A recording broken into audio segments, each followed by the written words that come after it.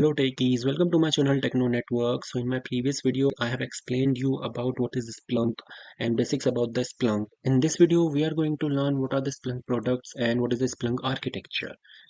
If you are new to this channel, kindly do subscribe it. And without any further ado, let's get started. In my previous video, I have explained you what is Splunk. Splunk is a tool to monitor and analyze the machine data. So on the screen, on this picture, you can see there are multiple devices like servers, sensors, virtual machine, app servers, RFID, web servers. So the data which is generated from these all devices and applications goes to the Splunk. And then Splunk converts that data to the human readable form. Okay, so this is the basics about the Splunk. Now, what are the Splunk products? So here, the first product of the Splunk is the Splunk Enterprise. Splunk Enterprise is for mid and large size organizations. Second is Splunk Cloud. Splunk Cloud has the same functionality as the enterprise version, but it is hosted on the cloud, that is AWS and the Google Cloud. Now, the third product of Splunk is Splunk Lite. Splunk Lite is a free version and the limited functionality tool. It is for the small organization. So there are three Splunk products for now. It's Splunk Enterprise, Splunk Cloud, and Splunk Lite. So according to their size of the organization, company may select Splunk Enterprise or Splunk Lite or Splunk Cloud. Okay, so these are the product of Splunk. So let's move forward about the Splunk architecture. So Splunk architecture, there are mainly three components of the Splunk. First is forwarder, second is indexer, and third is the search head. So we will go with the forwarder first. So what is forwarder? Forwarder is an agent which we install on the IT system or on the endpoints. That means a small piece of software which we install on all the endpoints, that is server, computers, and systems. Okay. These agents collects the log from that particular endpoint and send them to the indexers. Basically, Splunk has two type of forwarders. First is universal forwarder and second one is heavy forwarder. What the universal forwarder does, what it does, it just collects the data from the endpoints and send it directly to the indexer. It does not pass the data or index the data. Okay. Second one is the heavy forwarder. Heavy forwarder collects the data and with this it passes the data, index the data at the source only. So whenever we send the logs to the indexer from the heavy forwarder, indexer does not have to do much task here. But when we send the logs using the universal forwarder or from the universal forwarder, then indexer has to do everything to pass the data, to index the data, and to save it.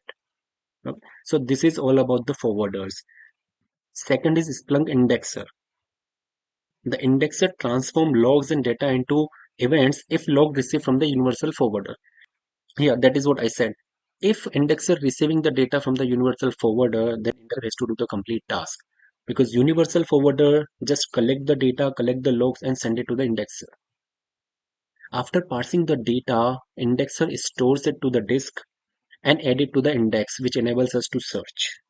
Okay, so the third component of the Splunk architecture is search head. What the search head does, the search head provides us the user interface which user can use to interact with the Splunk.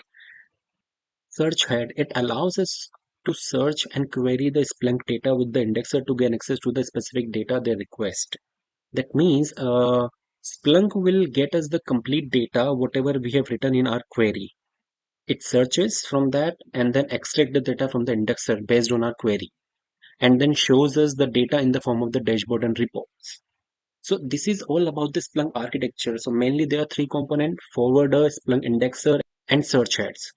Forwarder, which we install on the endpoints, there are two forwarders: universal forwarder, heavy forwarder. Second component is Splunk indexer, which index the data and save it to the disk. Third one is the search head by which we can get the complete data based on our query. So let's move forward. I have created a diagram over here and I'll show you how it works. So suppose there are three servers, server 1, server 2 and server 3. And on those servers, we have installed the universal forwarder. We did not install the heavy forwarder. Sorry, we did not configure the heavy forwarder. So what it does, it collects the data from these three servers. Then it will send this data to the Splunk indexer.